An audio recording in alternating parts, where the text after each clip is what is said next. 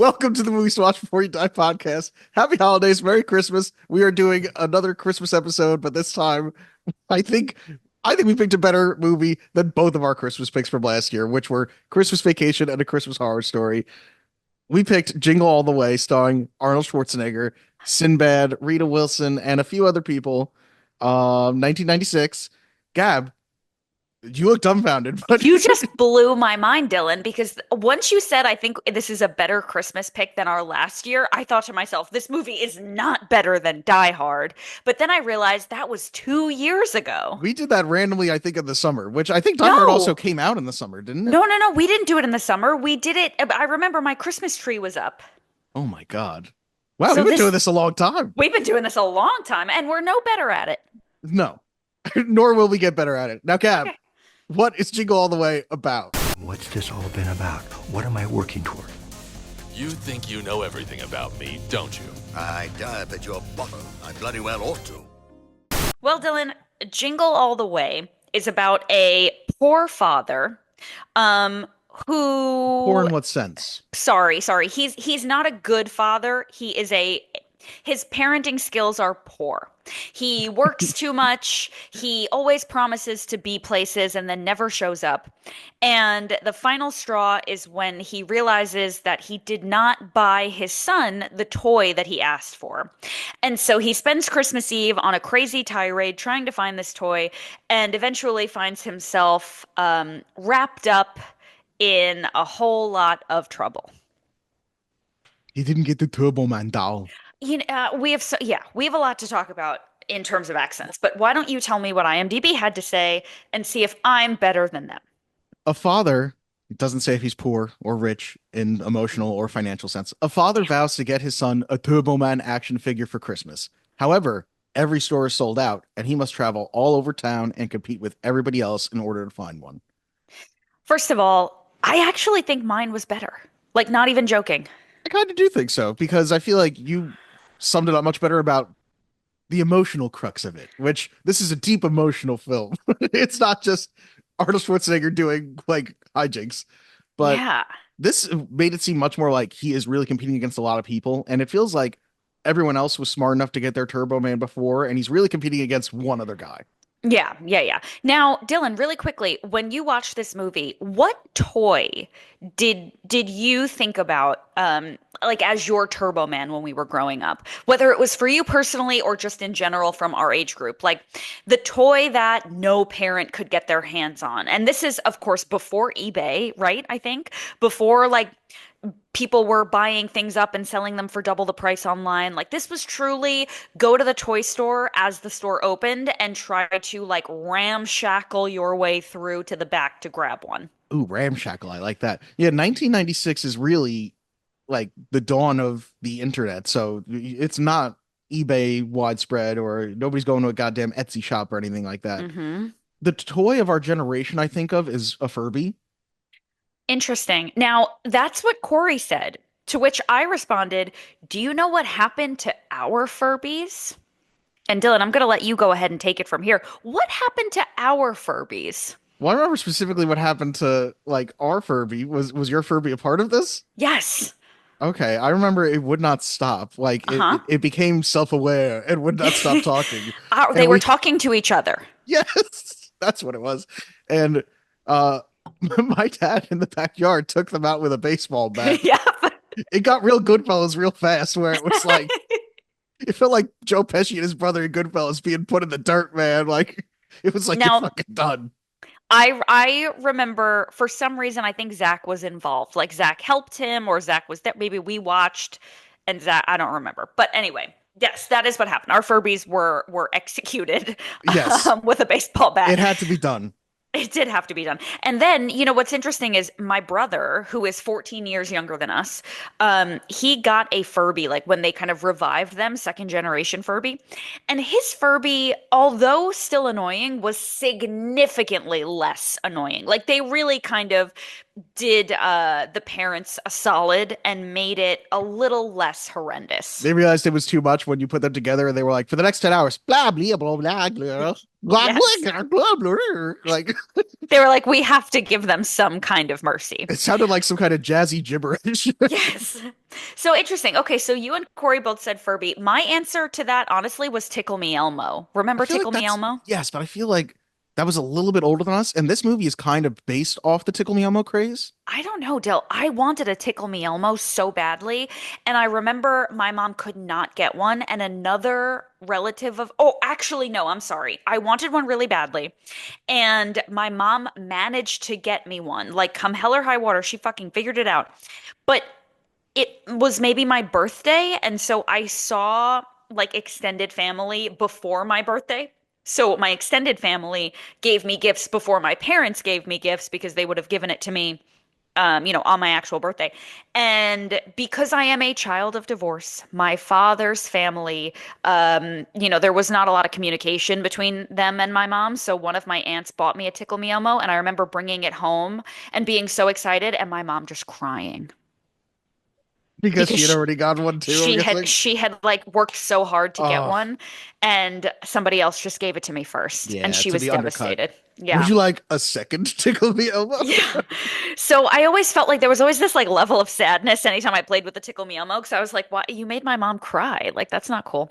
So anyway, that's my childhood I trauma am for this I'm episode.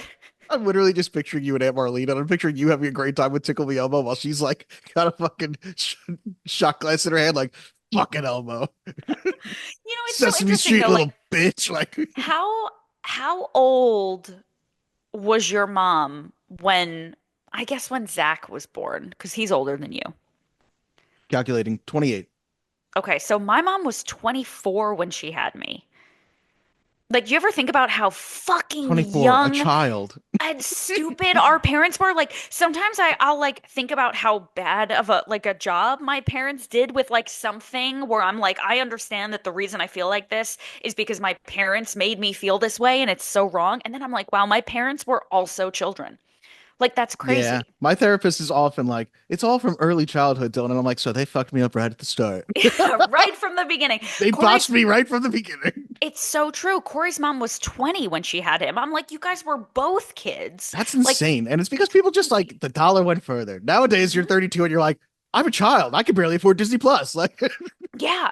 We bought what was it that I sent you? And Peacock, and I was like I'm like nervously like pressing the buttons on the subscription thing. Like, is this gonna bankrupt me? I bought HBO Max recently. Like I got my own account finally, and I was like, look at me with my own streaming service. It's like it's $12 a month. You'll be fine, Dylan. Like It really is crazy though. It's such a different world. And there are times when I'm like, oh my God, I'm 32. Like I'm getting old. I have to start having kids. And then other times where I'm like, I'm not even positive. Like my accountant called me and I'm like petrified to call him back. Like I can't do this. it's not good if your accountant calls you. I'm He gonna be was, honest with you. He no, can't. no, no, no. He's not calling to say Merry Christmas. Hope you He have a was like, nice Hanukkah. no, no, no, no. He was saying, I need to file for my LLC. So he was like, we got to do that. But I just don't want to.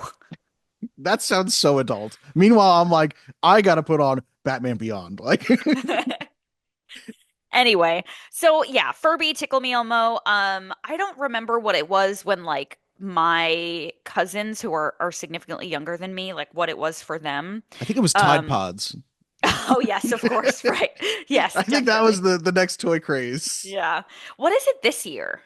I have I'm no so out of clue. touch. When Yeah. I used to work at MLB, there was a guy who was just like every December we weren't that busy and he was working on things and it was like, what are you doing, man? And he was like, oh, I got this deal set up where I'm going to this toy store and I'm buying all of the toys and then I'm gonna like resell them. And I was like, oh, so you're a scumbag? Like he was like, what? I was like, a scalper. And he was like, well, kind of, yeah. And I was like, yeah, you fucking scumbag. All right. Anyway, I'm just curious if you have kids. So basically, Kyle Naranya, if you're listening, what's the toy this year? Let us know. Yes, we need the film realist version of this toy. Yeah. So anyway, where the hell, what are we doing? Tagline, you need the tagline, Yeah, yeah, yeah. Please tag me up, but which you have to there's read it only as one. Arnold. Oh, fabulous. Two dads, one toy, no prisoners. You know what? I don't hate that. It's okay. does the job solidly enough, but I feel like it should be more about like two dads, one really disappointed child. Like, Well, perhaps. should we get into our opinions? Yes, please. In this critic's opinion, You know, that's just like your opinion, man. Well, I have a right to my opinion, and my opinion is you have no right to your opinion. Arnold Schwarzenegger only did like 4 comedies, I feel like, in his career, really. Twins, Junior, Kindergarten Cop, and this. Although I would include Batman and Robin because I think it's hysterical. But Who was he in Batman and Robin? he's Mr. Freeze. Do you know what killed the dinosaurs, Gab? The Ice Age. I don't know anything about that. I've never heard that in my life. And Hey, you know everyone, chill. I don't need to ever hear that again. Oh my God, he makes so many great ice puns. But let's get past it. Okay. Yeah, Arnold is. Oh God, what was I saying?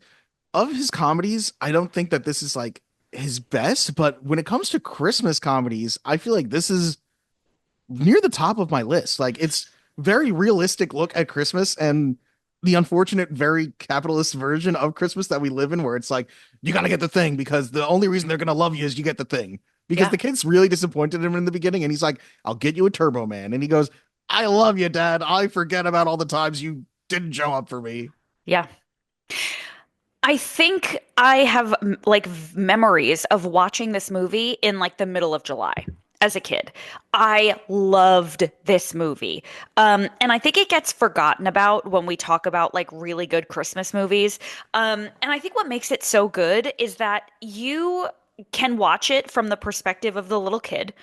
Because when you were a little kid, right, that's how it felt. It was like, I need this toy for Christmas. Everybody's going to have it.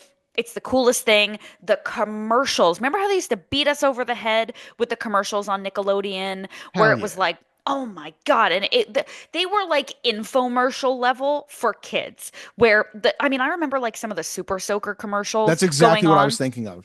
for like 2 solid minutes, right? And you were just being screamed at for 2 minutes too. It was like, there's a backpack and you can fill it with 128 gallons of water. Like, Yes, yes. Somebody was screaming, and the louder they screamed, the more you needed it. yes, internally you're like, oh my God, I could soak so many things super well. I remember there being this one toy commercial, and I don't want to go on too many more rants about this, but there was this one toy commercial, and it was for some kind of like nail salon toy where you could paint your nails and mix the colors together or something like that.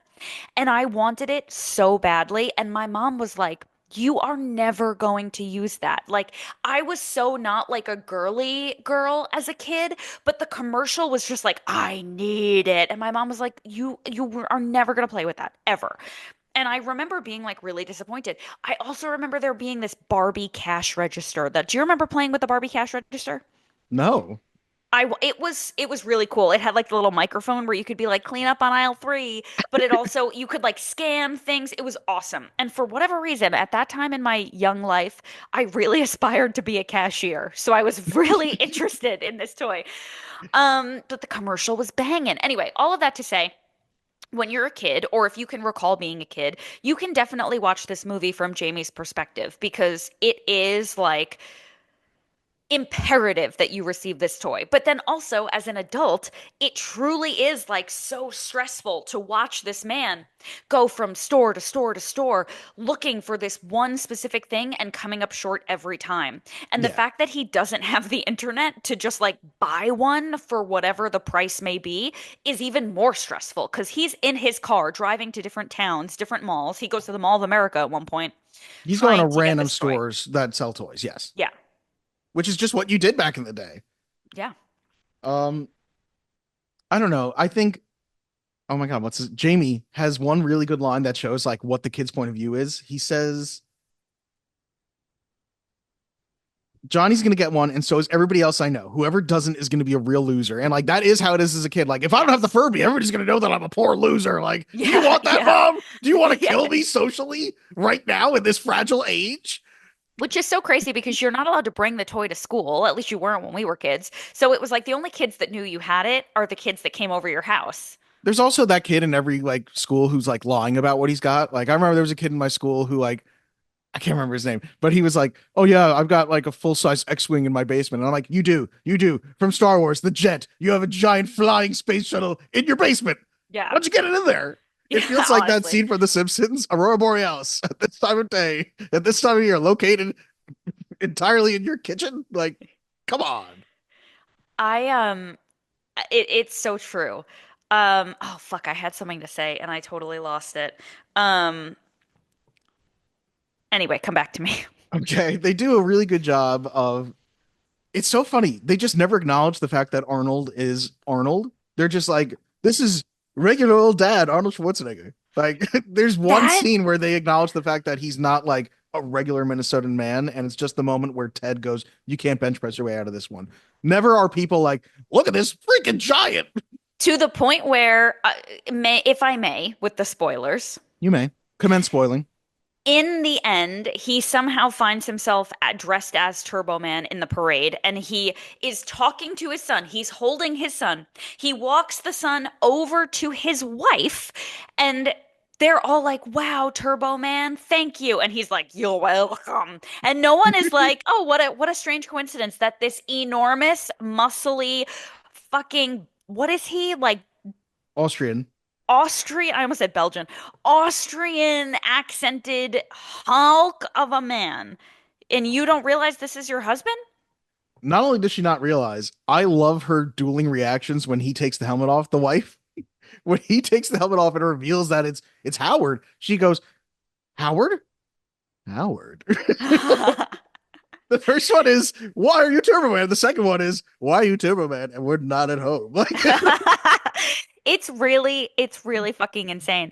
But I feel like that's the case in every Arnold movie. Like obviously, the comedies, right? Even in True Lies, like when with the scene with Jamie Lee Curtis where she's like undressing, or maybe I don't remember exactly what happens, but it's like you she's didn't undressing. know. There is not a Schwarzenegger striptease in True Damn it. Lies. But like you don't know that this is your significant other. Yeah. You're It's like crazy. 6'5", super jacked. Austrian, Yes. yeah. Yeah, yeah, yeah. Um, I do love also, there's a couple quotes that I feel like have seeped into my brain from this movie. And one is the random guy in the beginning going, "Kill them both." I don't know why. I feel like Zach and I said that a billion times. Yeah. And the other one is Jamie when his dad is dressed as Turbo Man and he goes, "Jamie." And Jamie goes, "He knows my name." Yes. I feel like I think of that line all the time. Yes.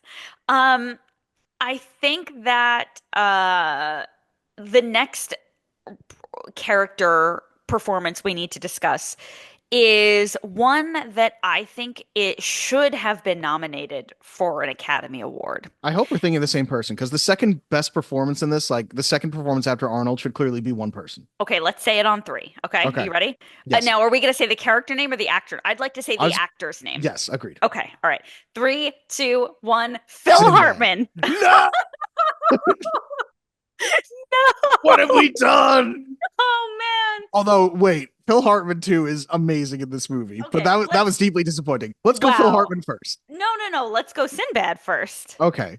Sinbad as Myron, who is the postman who is also desperate to get his kid this toy, and very much like Sinbad, you can tell is ad-libbing so much of his stuff and improvising so much of his stuff because he goes from like just talking about his kid wanting this toy to being within like 30 seconds, he'll be like talking about Rodney King or pretending to choke a lady. Like Yeah. Sinbad was like, "I'm going for it and you cut whatever you need to, but hey, I'm going all out." Yeah. And he is great. And Sinbad honestly also does a good job in like the one or two moments where he needs to get like a little serious in the movie, where he's talking about things that, matter a little bit. But I do feel like I love Sinbad, everything he's talking about. Like he has a little freak out where he goes, "Could you send me a bike and a slinky?" "No, your father's been laid off.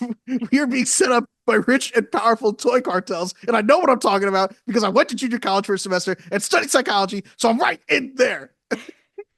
The father who works 24/7 delivering mail so you can make an alimony payment to a woman who slept with everybody at the post office but me. Like, it's so good. He's It so is good. good. It's good. All right, fine. Yeah. I just Yes, want to yes, give yes. Sinbad his flowers briefly because we don't Yes. talk about Sinbad enough, except for the fact that we all imagined that Shazam movie that never happened. Yeah. So Yeah. I want to bring that up, obviously, right? That's an important thing to discuss. So that just didn't happen. No. We all there's the movie Kazam with Shaq. That's not what I remember. So do what other popular movies would royal we remember Sinbad from? Now, not give me every, this isn't the facts, but like what like the only thing, a gun to my head, the only thing I can think of that I know Sinbad from is this. So I think he's the bad guy in the Good Burger movie. I was gonna say, was he on Keenan and Kel? But I would just be thinking about Good Burger. Okay. Yes. The Coneheads movie he was in, and the other thing on is known for is this movie First Kid. He also was a stand-up comic. Yeah. And the other thing that I remember him from always, which you don't because you still don't watch this, Gab, is It's Always Sunny in Philadelphia. He makes a hysterical appearance as himself when Dennis is like in a mental institution with Rob Thomas and Sinbad playing themselves. That's funny. He's like, "You Rob Thomas's bitch now," and Rob Thomas is Sinbad's bitch. Like, it's just him being himself, and it works really well. That's really funny. Yeah, listen, Sinbad is great. Okay. I definitely don't want to take anything away from him in this movie, but I do want to transition over to Phil Hartman Fair. for three reasons. Number one, 4 reasons. oh, you have one that you think I'm not going to cover? No, I just thought you were going bigger. I don't know. Oh, no. Three off the top of my head. Three off the Let's dome. keep it 2. Let's do 2. No way. This is why Phil Hartman needs to be talked about. That's why I said his name on the 3-2-1. Go ahead. First of all, what an iconic voice. Yes, absolutely. I mean, and I don't think it really occurred to me immediately that he's Troy McClure. Like, I knew it, and I was like, whose voice? He does something. I know you may this have heard voice. him in such Simpsons episodes as Exactly. So, first of all, amazing. Second of all, he is so funny in this movie and so scummy, but like he just does it so well because it's very easy for that character. So for those of you who have not recently watched this movie, Phil Hartman's character is the next door neighbor, recently divorced, I think we find out. I don't know how recently it is because it seems like he's had enough time that he has fucked every other woman in the neighborhood. Okay. So probably not recent, but he is divorced. He has a son and he is playing the role of like the perfect dad and all the women love him and he's very sensitive and but whatever. Like he's going out of his way to try to fuck everybody in the neighborhood. And he has his eye on Arnold Schwarzenegger's wife, played by Rita Wilson. Mm-hmm. And so as Howard, Arnold Schwarzenegger, is, not around and very busy with work and, not present, Phil Hartman's character is trying to kind of swoop in and take over and show the wife, whose name I can't remember right now, that he would be the perfect husband father. Yeah, and not only that he would be perfect to Schlipper. Like he's very much like slowly weaseling his way in and taking over Howard's family if he could. Now, if you think about it, that role could come across as really like rapey, but it doesn't. I mean, The one moment it does is he finally crosses that line when it's the full villain turn at the end in the car with her. That's when he fully is like a full come on instead of just being like, hey, he spends 90% of the time being, hey. And then for that other 10%, he finally gets into like, let me in your pants. Right? But even so, it's never like, oh my God, this guy is going to drug her. Like it's never scary. It's just always gross. And yes. I think if you have the wrong person in this role, it could be scary. Like it could turn into a Christmas Horror Story versus like, oh, this guy's just trying way too hard. So I want to give him credit for that. The last thing I want to talk about is in my research, I realized that Phil Hartman tragically passed away. Oh, you didn't know this? Of murder. That can't be how you say that, Gab. So here's the thing. He passed away of murder? Yes. But here's the thing, Dill. People say passed away because it makes them feel better than saying dying. Yes, but he you was kind killed. of you kind of can't like you don't pass away of being shot to death. Like passed away is like, oh, Christ. like he was asleep and then he never woke up. That's passed away. You can't really like break the fall of, yeah, he was murdered. So why don't you enlighten everybody on what happened to our poor dear Phil Hartman? Motherfucker, you have no idea how much I looked into that at all. Like, you're the one who's like, I looked this up, and then you set me up to talk about it. Oh, do you want me to say it? I figured you knew because you I do the facts. the details that I know well enough are set, which the facts are about the movie, Gab. I don't have the facts of the life of every single person in here. Sadly, Phil Hartman was murdered by his own wife. Yeah. Yeah, Yeah. yeah.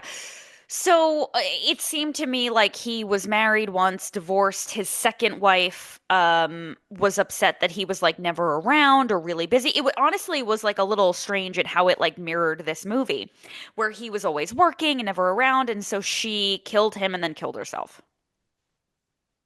Did did she? That's what I read. Please hold while Dylan fact checks me. I believe you. I don't know. I don't think I see that.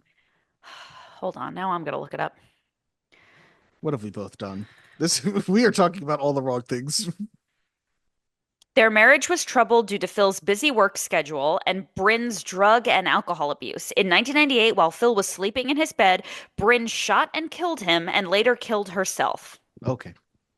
What do you win this round, That was Gab? literally, I don't understand how you didn't just type in Phil Hartman death and that didn't automatically pop up. Like, what were you doing? I was reading Wikipedia.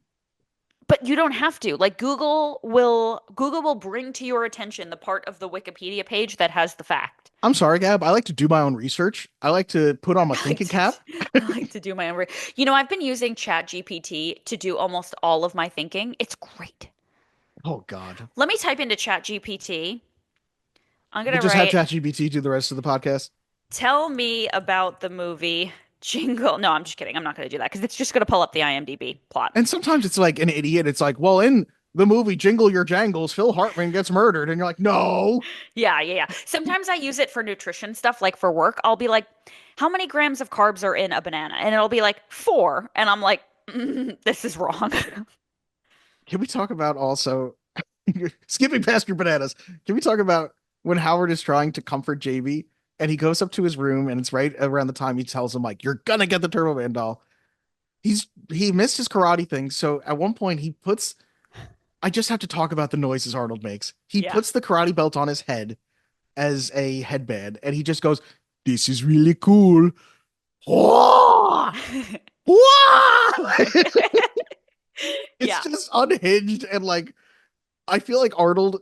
The thing that does work about him, and I feel like he's very self-aware of, is just he knows he's a big hulking monster of a man. He's like, if I just make enough noises and make enough crazy faces, it's gonna be funny. Yeah, yeah, Yeah. it's true. And It's I very true. respect that. I respect his willingness to do that.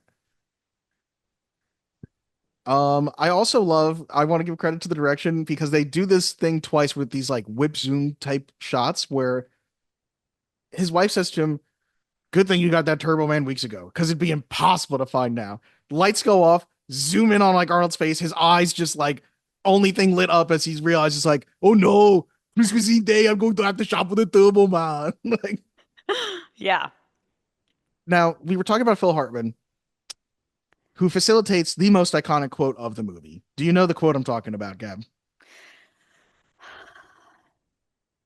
Here, I feel let like me tee you we're up, not and on you're the gonna give same me your best wavelength. Arnold. Okay, okay. Oh, Howard, your wife's cookies, they're delicious. Yes. Hit me, Gab, come on. Yes. He says something like, what are you doing with my wife's cookies, right? Gab. They're my Oh my cookies? God. Put that cookie down. Oh, No. Yes. Yes. Put that cookie down. No, I can't do Arnold, Dylan. Why are you embarrassing me? Because I want you to do a bad job trying. It amuses me, Gab. Oh, God. I do I'm also sorry, love everybody. it's another moment with Ted where Ted is I think it's when he's putting the star on the Christmas tree, which we eventually see that the wife was not okay with him doing. But Howard is standing outside and he doesn't know the conversation being had. And he goes, he's in my house with my wife, putting my star on my tree. It's so good. It's normal Minnesotan man, Howard Langston. It's just great to hear him talk with his normal Minnesotan accent. Yeah, yeah. Now, how about the scene where Ted, Phil Hartman, gets a reindeer for his kid? Yeah, that's weird. Yeah. That's a bit much, man. It's a bit much. And the reindeer hates Arnold Schwarzenegger. So it automatically goes a little crazy.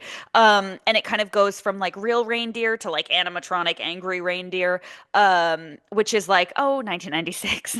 I think it looks great. It looks fine, but it's like as a kid, you're like, oh my God, the reindeer got angry. And now as an adult, you're like, oh, Can we okay. talk about the thing they wouldn't have happen now, which is they have Arnold just punch that reindeer in the face? Yeah. Like he's just like, it's time to stop running. He goes into Commando Arnold instead of Jingle All the Way, and he knocks the reindeer out. But Then he then he gives it gives the beer. reindeer a beer. Yeah. Yeah. I was like, oh God, this is worse than the knocking him out. Yeah, to which the reindeer was like, well, I guess he's an all right guy in my book. Like, Yeah. They ended up becoming fast friends. All right, I'm trying to think if I have any other opinions. I did see that the child who played Jamie did eventually end up in jail, is no longer an actor, and is instead a troubled young man. he's not in jail anymore. He has had his troubles, but that is not due to this movie. That is due to the insanity of Star Wars fans. Because most famously, he was Anakin Skywalker in Episode One: The Hold Phantom Menace. on. I said that's Anakin Skywalker. Yes, And Corey said, no, that was Hayden Christensen. who is Anakin Skywalker in Episodes Two and Three. Jake Lloyd, who is Jamie in this movie, was Yep. Anakin Skywalker in Episode One. I just want to say, don't ever fucking doubt me. Okay? Don't you ever question me. Is that to Thank Corey, you. to me, the listeners, everyone? Everyone. Okay. Everyone up in this bitch. Okay, good to know. Good to know. Yeah, thank you. Okay, Uh, that's what I thought. Oh, that's a shame. Because I thought to myself, if the only thing he ever did was Jingle All the Way, and that sent him into such a tizzy that he wound up in jail, there's no way he could handle like being on the outside. yeah, no, it was Star Wars that he couldn't handle, and who could blame him because everybody shat on him, and he was like 10 years old. Oh, I don't. They shat on him, really? Oh, Is real that hard, real hard, why? He was all over bad. him. I don't remember him being He was like a that kid. bad. He was a Yeah. kid. Was he that bad? No, but people were like midichlorians and why is Darth Vader like a baby and like it was vitriol, you know. And if you Yeah. think about Star Wars fans now, it's the same thing. They're like, why is there a black woman in Star Wars? Like, and Yeah. got it. You were fine with a That's- green woman with like two penis tentacles on her head. Why Yeah. is this an issue? I don't know. That's sad. Okay. Well, what are you gonna do? Now, I want to go back to to Sinbad super briefly. I love every time they have a conflict when it's in the stores and like they mace each other, when it's the little balls, which I never realized this time. There's this system where like they have to get balls to get a Turbo Man. And as a kid, I'm just like, well, he gets the ball, he gets a Turbo Man. As an Yeah. adult, I realize the ball is for a lottery opportunity at a Turbo. It's a raffle ticket. Yeah. That's insane how hard Yeah. he goes for this then. He Yeah. literally ends up grabbing a child's face because she has the ball, which leads to another great Arnold line. I'm not the pervert. Yeah. Yes. So good. As Yes. they're beating him with their purses. I don't know. It's just absolute insanity. And there's a moment I love where they sort of have this armistice, this treaty, this little break in the ceasefire Mhm. when they're in that diner and they're talking about like, I'm not a bad dad because I didn't get him the gift. I'm a bad dad because I yelled at him on the phone for no reason. And Myron's talking about like the toy he always wanted as a kid. And he's like, my life never went right because I didn't get that one toy, which definitely seems like that's not what did it to you, Myron, but okay. Yeah. Also, Myron's really hard on himself. He has a union job. Like, why is Myron so hard on himself? There's nothing wrong with being a postman, Myron. Yeah. Yeah. I do love, though, and again, it's one of those things that Zach and I quote all the time. So Myron is talking about his life going downhill, and he's Irishing up his coffee, and he goes to take a drink, and Howard is afraid if he doesn't get this toy, Jamie is going to become like this. And you see Jamie dressed as Myron with a bottle in his hand going, here's to you, Dad. And I got to tell you, Zach and I have quoted that a lot. I'm sure. A Yes. lot. I'm certain you have. Oh, you know what we haven't mentioned? But Jim Belushi as the fake Santa and him going to the Santa warehouse yes. Yeah. Yeah. Yeah. to With get the Vern Spanish Troyer. Turbo Man. Yes, with Vern Yeah. Troyer and the Big Show. Yeah. Where he literally fights an entire warehouse full of Santa Clauses and elves. Yeah. It's so funny. It's hysterical, and I don't know which moment I like better, when it's the Big Show saying, I'm gonna deck your halls, bub, or when the Big Show knocks Vern Troyer off his shoulders and goes, little buddy. Yeah. And he goes flying like 800 feet into a wall. Yes. Which I do love. This is a cartoon in live action. He Yeah. pulls his beard forward, his fake beard, and when he lets it go, the guy topples like a bowling pin going end over end, Yep. just back until he hits a pole. And then again, it's very Looney Tunes. He's like, get him, dog pile. Like, it's ridiculous. This movie is where I learned what a dog pile was. Really? Yeah. Huh. At least to my knowledge, to my recollection. Um, I love when he pulls out the Spanish Turbo Man. That shit gets me every time. It's multilingual and educational. Yeah. It's so good. Some assembly required. So good. Liz, that's the wife's name. Liz. Liz, thank I you. have it in my notes here. So Rita Wilson does a good job. Rita Wilson is so interesting to me because I feel like she's never really done anything like I feel like she's Tom Hanks's wife with like a nice little hobby.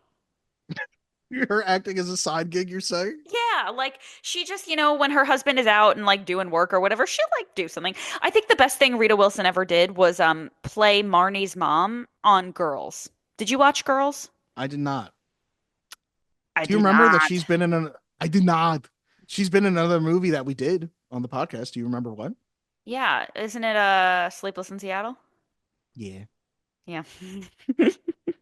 Thought I could make you look like a fool. No, never, never. Don't ever doubt me. Cannot be doubted. I forgot about that. I'm Yeah. sorry. It's okay. Okay, so I feel like we can get to the parade by this point because that's the culmination of things. Yeah, yeah, yeah. He still hasn't got the doll. He ends up at the parade as he's fleeing the improvised explosive device situation that has happened at the radio station where he thought he could get the doll. If you haven't seen this movie and I just said all of that and you're not like, what? You should go watch it. It's on Prime Yeah. Video. It's But so good. they get to the parade where everything has sort of come together for Jamie to be truly disappointed by his father not making it to the parade when he promised he would, never keeping his promise, and he doesn't have the Turbo Man doll. Somehow, whilst running away from the cops, as one does, he ends up in this warehouse, something, and this guy's just like, you're the guy, right? And they just dress him up like Turbo Man. They tell him it's a good thing that the other guy has some, like, he's been in a terrible accident, but he's not gonna die. They And were they're like, thank goodness he is only suffering mild brain injuries. He should survive. And we fixed the issue on the jetpack. So good luck. yeah, I think they say he showed some brain activity today. So that's a Yes. really good sign. That's what it was. Yes. But he gets dressed as Turbo Man.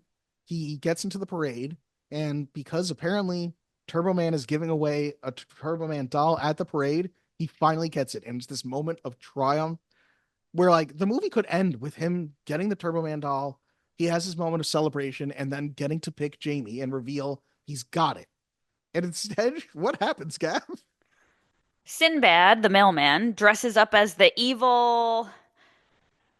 I think it's Dementor, but I feel like in the beginning they Dementor. say Demento. So I'm going with Dementor. He dresses up as Dementor and tries to stop Arnold from giving the toy to Jamie so he can take the toy. And so parade bystanders are thinking that this is all a show, but it is actually Sinbad versus Arnold still fighting over the doll. And then another quote I say all the time. Sinbad and the kid end up on a rooftop. They're dangling. They're going to fall. And fortunately, the news announcer informs Turbo Man, use your jetpack, Turbo Man. Which I feel like is what we do anytime something obvious has to be done. It's like, use your jetpack, Turbo Man. Yes. The buttons come out and we get like this great moment of Arnold Schwarzenegger flying up into the sky, his face flying directly into camera, where he then turns off the jetpack, and we get to see Arnold go from the wonder of flight to the horror of falling, and we get to hear him Yes. scream as he falls. And thank goodness he is a bodybuilder because he drives his neck directly into a building and like doesn't die because this is a cartoon. And eventually he saves the day. Like, you should watch it. It's like 85 minutes. God, I feel like if I keep giving more opinions, I'm just spoiling things, and I'm like, just watch it. Just watch it. It's so fast. Just give it a quick watch. Oh, Myron at the very end. Jamie gives Myron his Turbo Man doll, which Myron will get to give his son in like 5 to 7 years after he's in prison. Yeah, after he gets out of jail. Yes. Well, Jamie says, what do I need the doll for? I've got the real Turbo Man at home, which is really cute, but also like, did you not realize your dad was jacked? Like, did you not know? Also, here's my next question. Howard is working all the time. Okay. You're my Howard, number one customer. yeah. I like the way he says customer, like he's one of our moms. I spelled it Um, like Costhomah, like it's customer. customer, yeah. So, did I ever tell you about the time? Do you remember Maureen's Kitchen, the like diner, the like breakfast place near where I grew up that we would go Sounds to with all really the familiar. cows? The cows everywhere, but they had like amazing pancakes, cash only, no reservations. You've been there with me at least 5 to 7 times, but because you have so much trauma, you don't remember. I dumped But all that. they You dumped the they good, you dumped the bad, you dumped the both, and then you have a slightly Dylan. mentally stable person. I remember going there once when I was in high school and they were singing happy birthday to somebody and all the waitresses are like 65-year-old retirees from Long Island and they sing happy birthday, but instead of saying like happy birthday dear whoever, they go happy birthday dear customer. They say it like that. And that's what Arnold sounds like. But Howard is a workaholic. He's at work all the time. He never makes it to any extracurriculars. He's never at the karate. Can we Uh, talk about his job very briefly though? What's his job, yes, Gab? Do you remember? he's a mattress He salesman. sells like mattresses and box springs, and it's like he's working super late, and like we hear him on the phone saying like he's gonna sell 400 box springs, and I'm like, to who? Like a Yeah, prison? Like what's right. happening? It's doesn't seem like a high stakes job, but somehow it is. But here's the thing, Dill. You don't maintain a body like that unless you are going to the gym for at least 7 to 10 hours a week. So what the hell, Arnold? He is lifting and moving every mattress by himself. It That's how he gets must it done. be. Because quite frankly, I do not understand how this man is like, at what point is his wife going to be like, if you can't come to the karate thing, then you also can't go to the gym? Like, what the fuck? I'm sorry, if you can't come to made me think of. Have you ever seen the muscle workout documentary Pumping Iron about Arnold Schwarzenegger and like Mr. Olympia? No, but I would like to.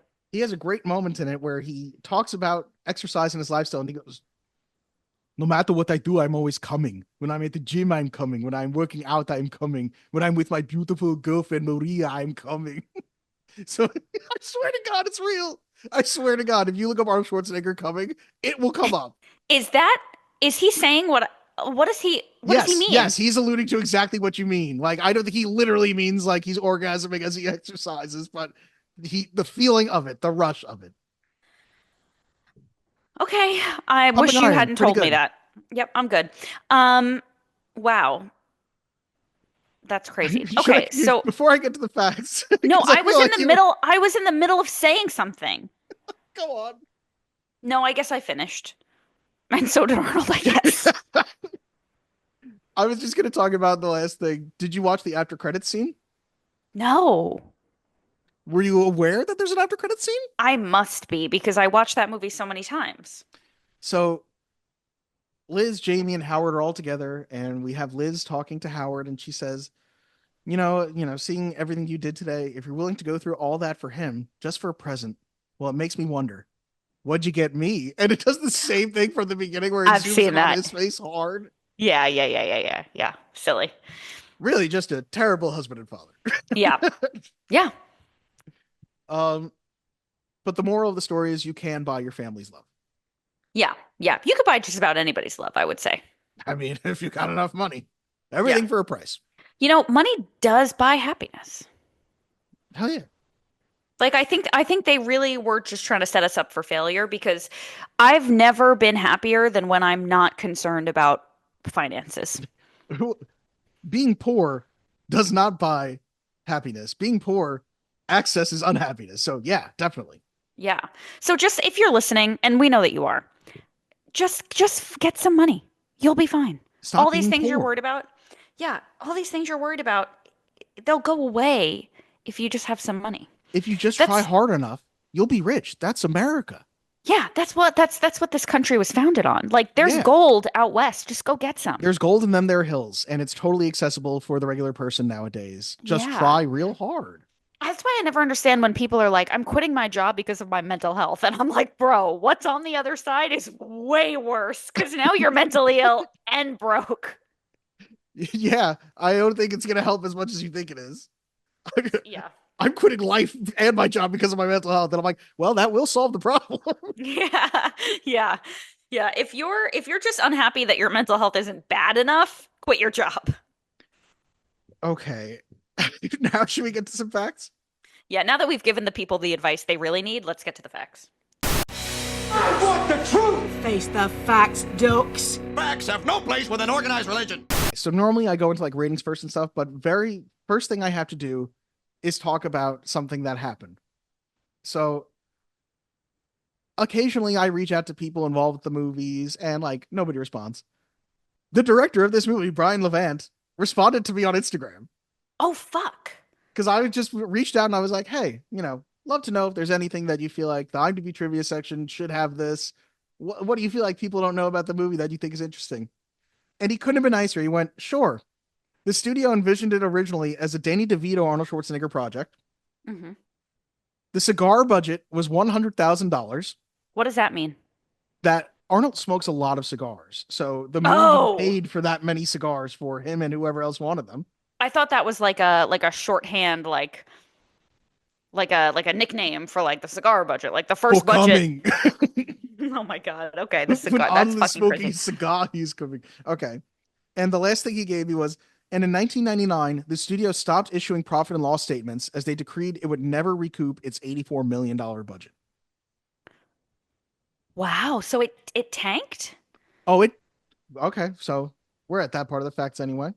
It had a budget, which is interesting because it says here it had a budget of 60 million according to IMDb. But I'm going to trust the director's $84 million. Yeah. The box office gross was $130 million worldwide. So that then is not enough. You normally want to to double your money, right? your budget. Yeah, at least. So it kind of flopped, but I feel like has since become a cult classic. And with the way things go, I'm betting it's made enough money from merchandise and stuff over time that this movie did make money in the long run. It had to have because this director guy answered you. Yeah, what a cool guy. Brian Levant, shout out to you. You rock. Shout out. Yeah. And if you're listening, and we know that you are, How did you make it this far?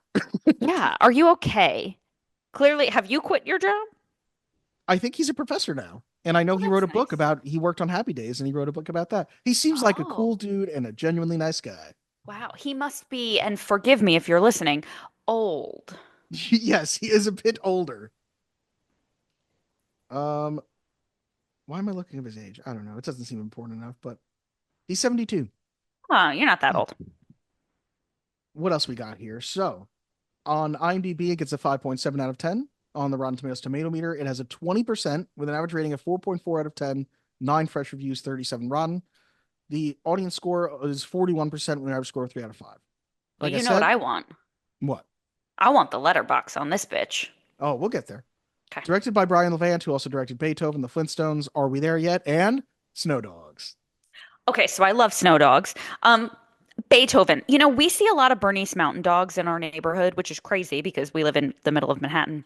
And every time Corey sees one, he says, "Is that a Mastiff?" And I say, "No, a Mastiff is Beethoven." Isn't But- Beethoven a St. Bernard? Sorry, St. Bernard, not Mastiff, St. Bernard. And I say, "No, that's Beethoven." But I've never seen Beethoven.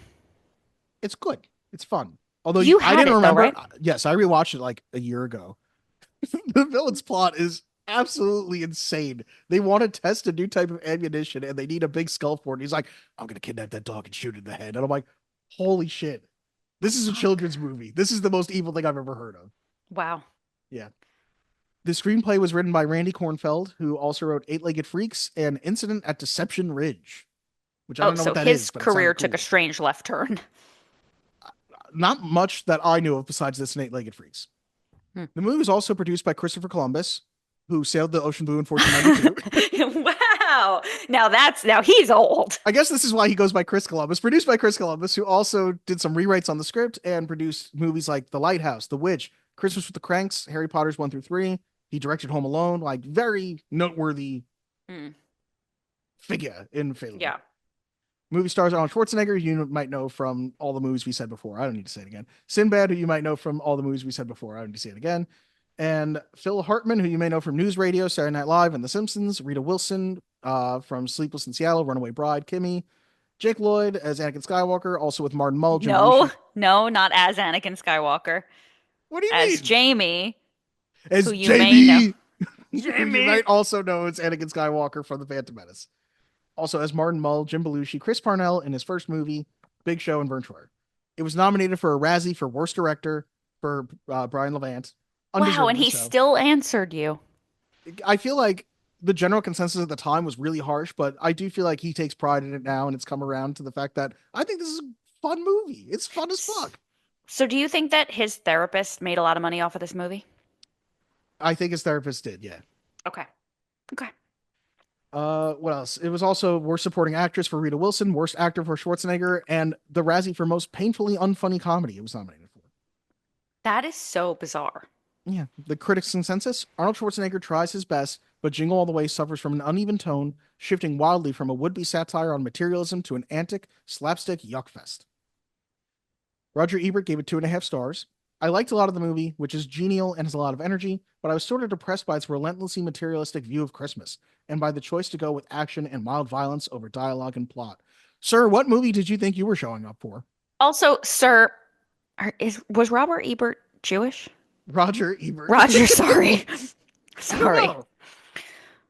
Look it up. Also, are you wearing a turtleneck? No. Oh, okay.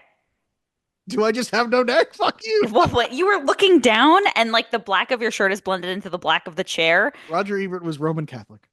Damn. Okay, because I was gonna say, who do you think you are? Go Scrooge yourself. Good one.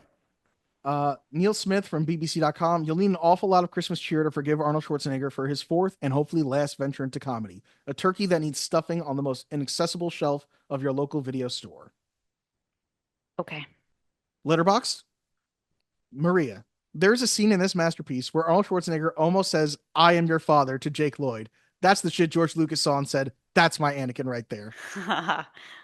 Josh Lewis. Shot by the same guy who shot Dog Day Afternoon, which I just thought was like, oh, that's interesting. I don't know what that is. It's an Al Pacino movie from like the late 60s, early 70s. That's like a cinema classic. Oh, okay. Jay, one of the few Christmas films that displays the reality of going outside on Christmas like Battle Royale. And Spooky Looky Video, watched in the background while Christmas decorating. Sinbad should have won an Oscar for his captivating, absolutely manic performance. I really thought they were going to be funnier, but okay. Sorry. Did you think of also, because it kind of happened right near us at like the Green Acres Mall, the Black Friday where somebody got trampled? Yes.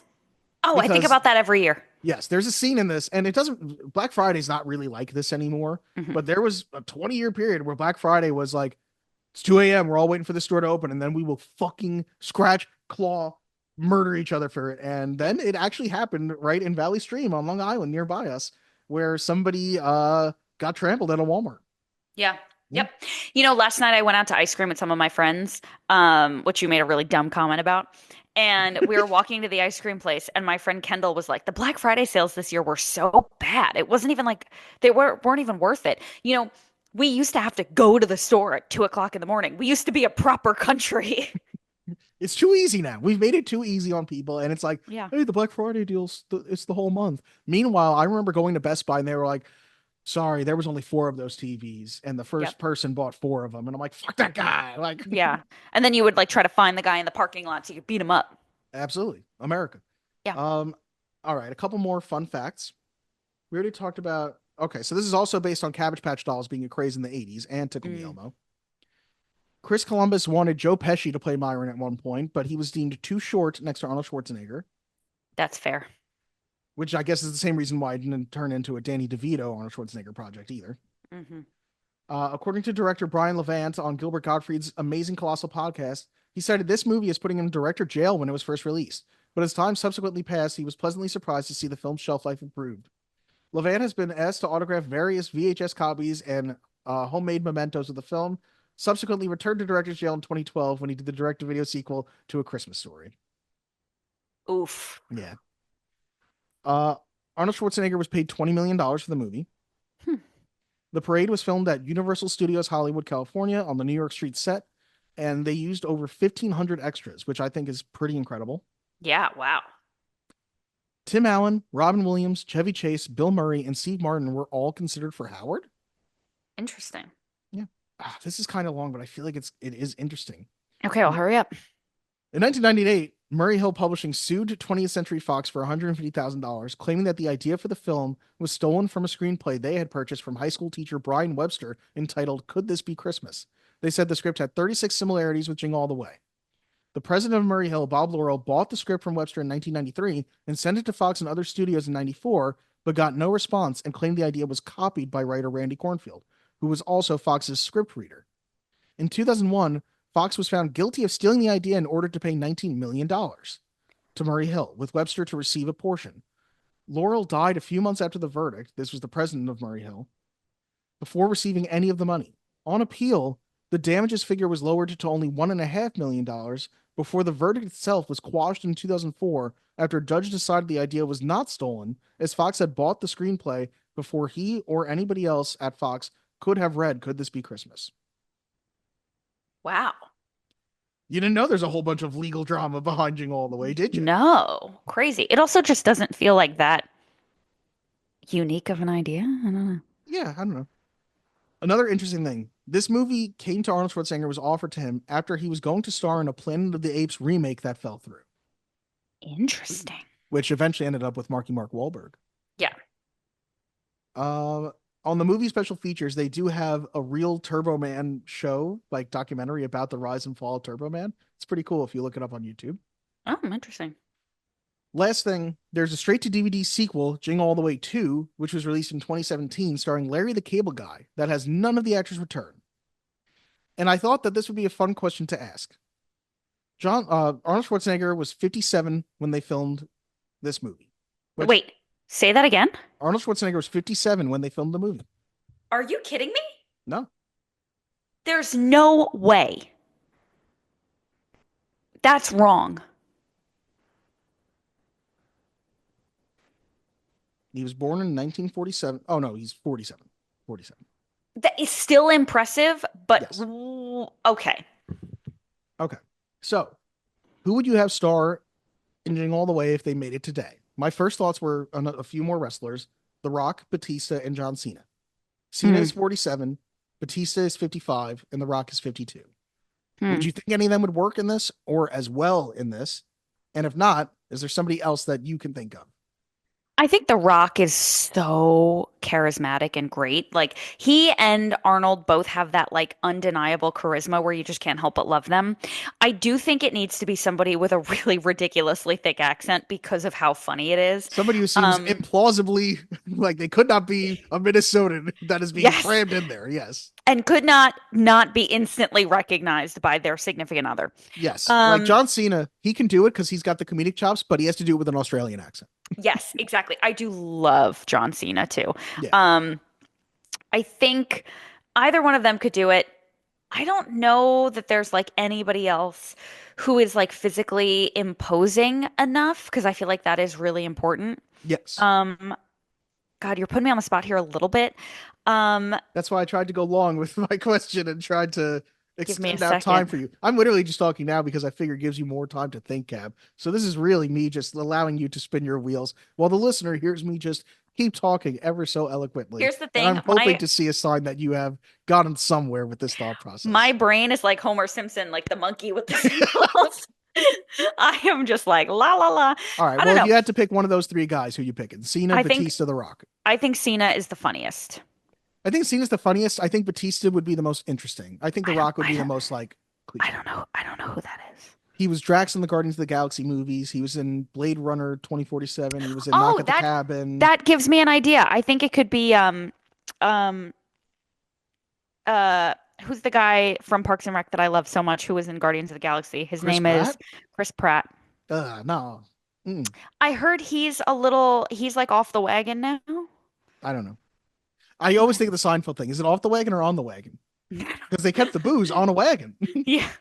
No, I don't mean that in like the alcohol sense. I what I meant to say is like he's a little nutty now. It's a bit too much. Yeah, he like something about him being like weirdly religious now or something. Something like that. And I also feel like with him being Garfield and Mario recently and being Star-Lord, I'm like, we're reaching the saturation point. Yeah, but also he does have a tie to Arnold Schwarzenegger, which is interesting.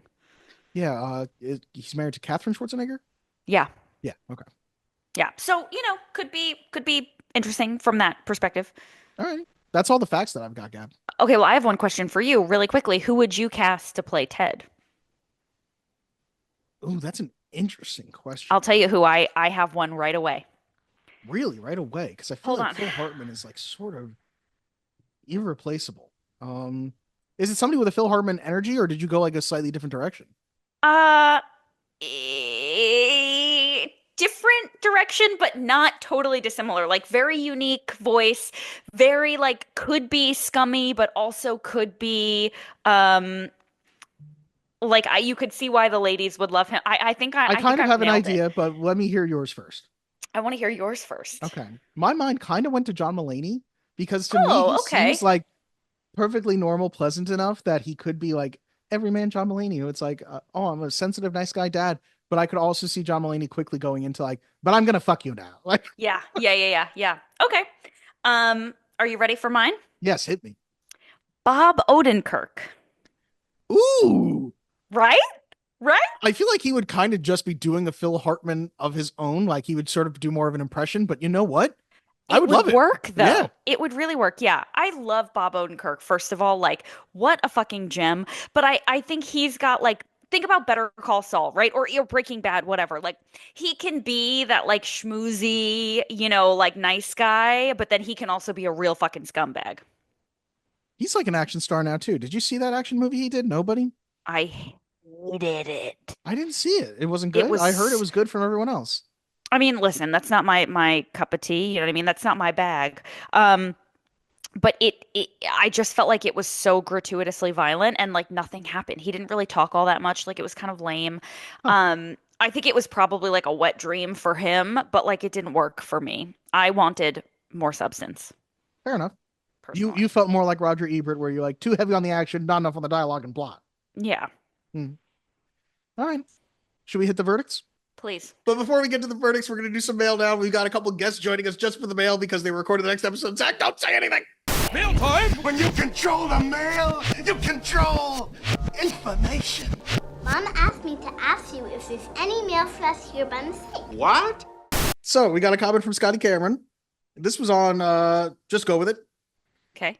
Battleship is the only movie I know Brooklyn Decker from. Her character in that movie is the hot love interest of the lead. The movie gave me the impression that Brooklyn Decker is a Megan Fox or Gal Gadot caliber actor who's attractive but can't act at all. It sounds like I may be right about Decker. I kind of agree on all. I think Megan Fox is the best actor of all three of those. Yeah. Yeah. Okay. Got another comment from Scotty Cameron on Just Go With It. The director of Jack and Jill and both Grown Ups movies and the writer of Pixels. So this is just the people who made all of Adam Sandler's worst movies working on the movie. Yeah, this era of Sandler movies is why I basically wrote off anything with him in it. Jack and Jill killed my interest in never seeing another Sandler movie again, especially with the...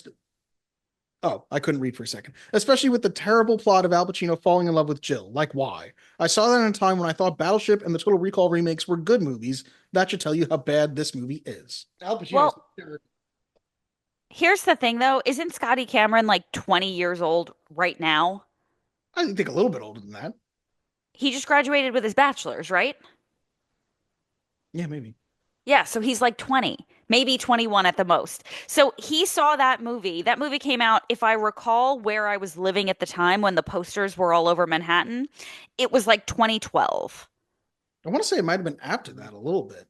No, I think it was 2012. 2011 or 2012. A long time. Yeah. Very good. Okay, amazing. So if he is 20 years old now, Dylan, get your calculator out because I'm not doing this. If he's 20 years old right now and he's talking about a movie that came out in 2011, how old was he then? 7. So we're trusting the judgment of a 7-year-old. He's agreeing with us. So yes, I do. Well, maybe he saw it more recently, just like how Zach saw Wild Things more recently. Yeah, but he did say he saw it in the movie theaters, no? Wasn't that I don't part of think what so. he said? Oh, I was shocked by how many people said to me after Just Go With It that they were like, I like that movie. I'm like, why? It's called Just Go With It? Yes. It's trash. Yeah. It's on Netflix. I mean, don't watch it. I watched it in the movies, like in college, and I loved it. I thought it was so funny. And then I watched it again and I was like, oh. To quote you, that movie lasted for hours and hours and hours. Okay, can we move on, please? Just tell me, did the microphone pick up Zach's fart or no? No. That's good. Zach, try again. Come closer. You don't want to hear me try again. God. All right. We have an email from Keen Machine. Catch up, not ketchup. Ew, gross. Greetings, Dylan and Gab. I've finally caught up on the podcast. I'm not sure what's most brutal. Dylan's takedown of Just Go With It, Gab's torpedoing of Rocky, or my early acting job of pretending I liked that movie as a child because I didn't want to disappoint my father when he excitedly showed it, and the two of the sequels to me. Which, Gab, I still really want you to watch the Rocky sequels, but we'll get to that. I liked Rocky. Because it's great. It's a fucking classic. Yeah, and I love Stallone. He's fantastic in it. Okay. Yes, I've seen the famous training montage steps in Philly. I think that was the same day I saw someone get robbed off the street at 9 a.m. Independence Hall was keen, though. Love a good National Treasure reference. Now there's a movie to watch before you die. Speaking of National Treasures, I'm sad to hear about the Canadian embargo the pod is putting on Kyle, but maybe that means I'll have a shot at returning now. Gotta inject some show tunes up in here.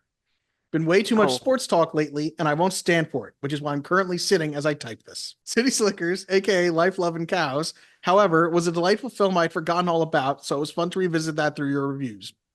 Zach, we watched City Slickers. Would you say that's a movie to watch before you die? Yeah. I'm surprised how soft he was. That's kind of how I said it too. I just feel as an adult that my whole life is basically the scene where he's talking to the kids at school or whatever. I guess I sell air. So yeah, I guess yes, it's relatable. Although there's no way you ever convinced me to corral cattle across the state and call it a vacation. Since vacationing has been another recurring theme from that film and Just Go With It, here's my question to, he said all four of us. He knew Corey and Zach would be here. Amazing. If you could go anywhere without any restrictions, financial or otherwise, where would your ideal vacation destination be? Trenton, New Jersey.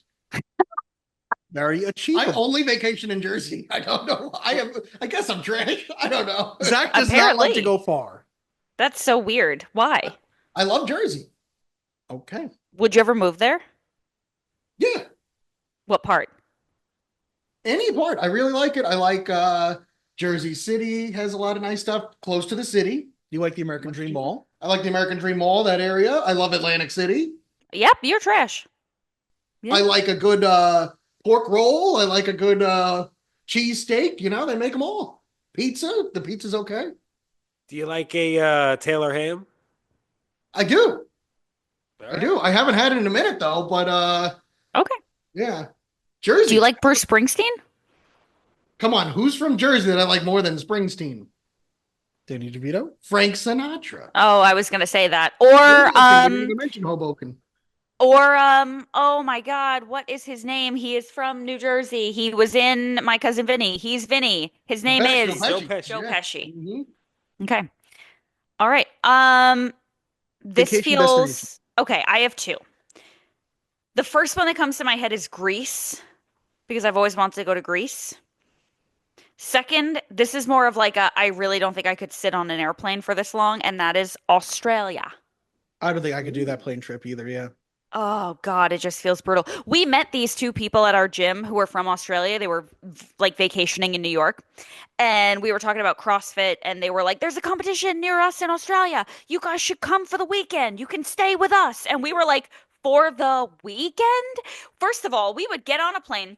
24 hours later, we would be somewhere where it's a completely different season. It is now winter time. I think it's still 200 degrees in winter there.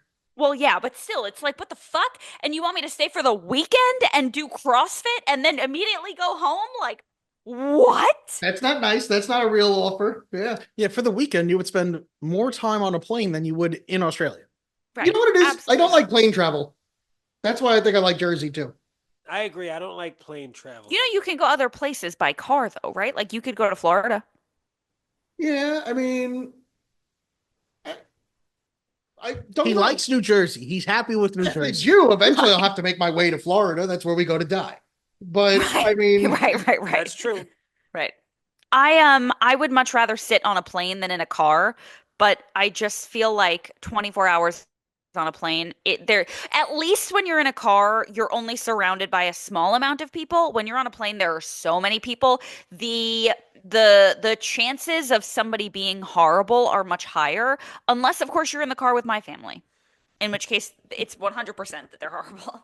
The thing is, if you could stand up or lay down. I'll tell you what, one time we went to Miami and there were a bunch of Hasidic Jews on the plane, and they all stood up the whole time. Wait, why? I don't know, but they were standing and shouting the whole fucking time. Somebody's birthday. It was like They were turned the fuck up, you guys. The whole flight. I go to the shooting range a lot. Every Hasidic Jew is packing heat. Let me tell you, they're there with like fucking machine guns and shit.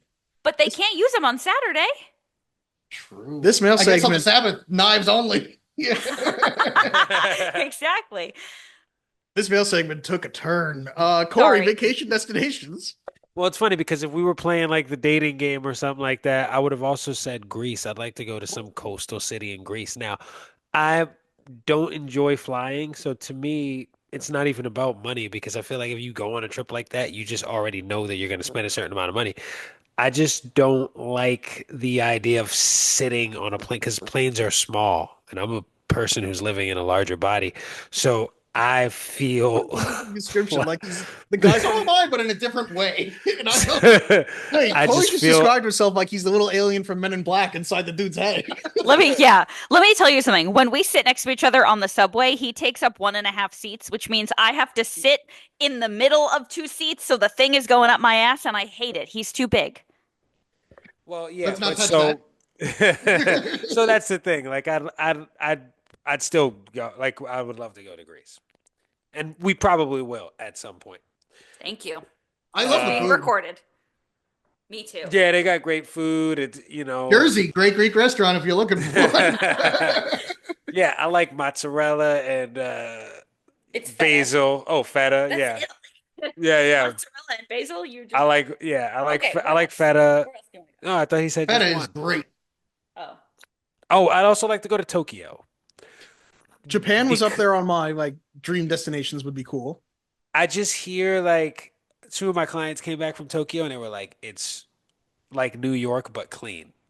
I feel like the architecture would be really cool. I feel like the Yeah, way like it's beautiful, yeah. design wise would be cool. Italy, I think, would be really cool, historically and food wise. Yeah. I also really want to go to Kenton, Ohio for the Football Hall of Fame at some point. Interesting. We just booked a trip to Columbus, Ohio. It's like 2 hours away. Everything in Ohio is 2 hours away from Kenton. apparently. Yeah. You're going to Yeah. Columbus, Ohio? Yeah. Do you know what the Arnold is? The strongman classic, the Arnold, like Arnold Schwarzenegger. Okay, I don't. That's interesting.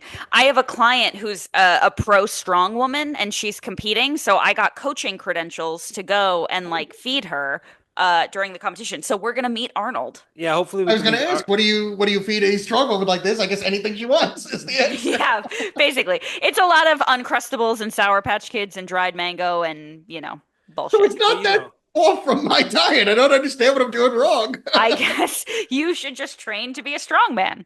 Or a strong You woman. probably do really well. You do really well, I think. You probably would, yeah. You're low to the ground. It's I'm going to helpful. be mad when you don't invite Arnold to be on the podcast. I will mention it to him. I will also That be is like, so it's cool that so you're- weird how many people don't recognize you when you're wearing a helmet or in the dark a little bit.